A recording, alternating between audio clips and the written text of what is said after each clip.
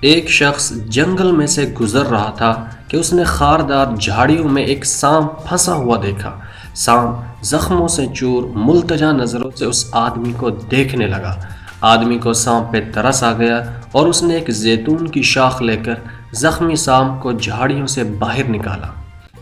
باہر نکلنے کے بعد بجائے اس کے کہ سانپ اس آدمی کا مشکور ہوتا، سانپ نے پھنکارنا شروع کر دیا، میں تمہیں ڈسوں گا، میں تمہیں ڈسوں گا۔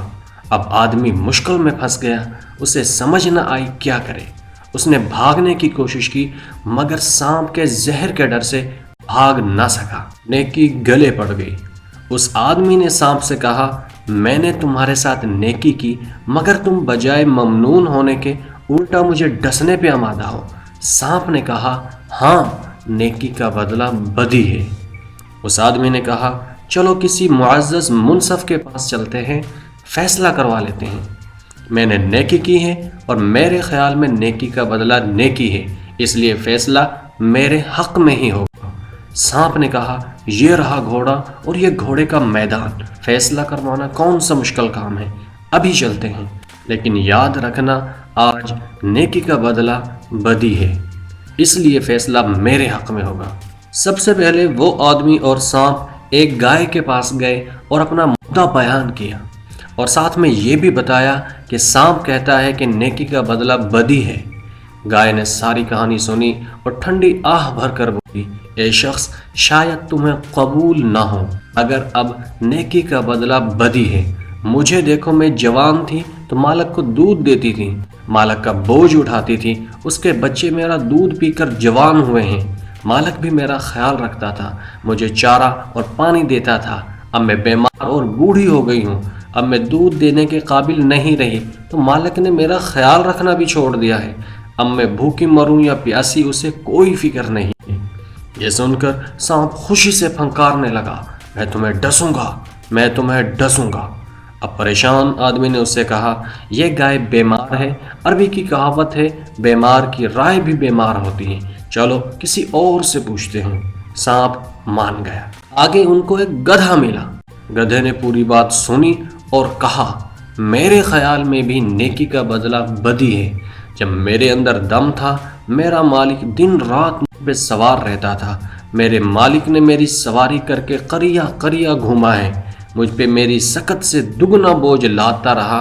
اب جب میں بوڑھا ہو گیا تو میرے مالک نے مار پیٹ کے مجھے گھر سے نکال دیا ہے، میں جنگل میں درندوں سے بچتا پھرتا ہوں، اس حالت میں میرا کوئی پرسان حال نہیں۔ سانپ یہ بات سن کر آدمی کو ڈسنے ہی لگا تو آدمی نے منت سماجت کر کے سانپ سے کہا، مجھے ایک موقع اور دے دو۔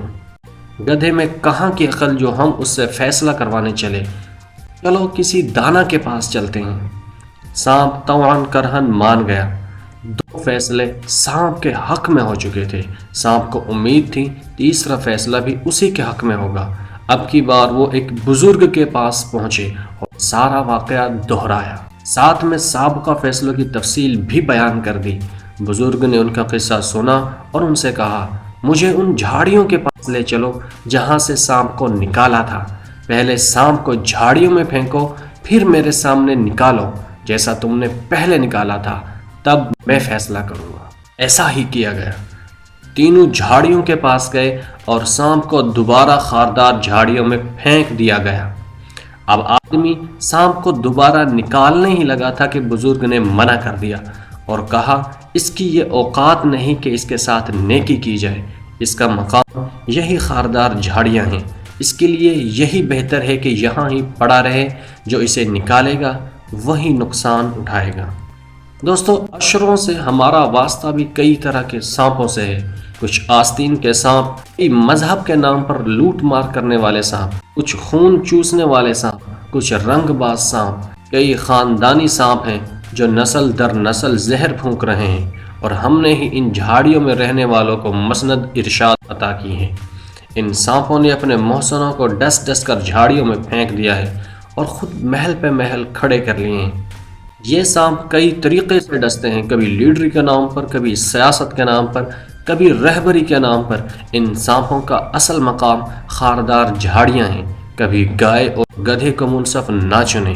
اپنے فیصلے ان لوگوں کے ہاتھ دیں جو دانا اور بزرگ ہوں اور فیصلہ کرنے کی صلاحیت رکھتے ہوں۔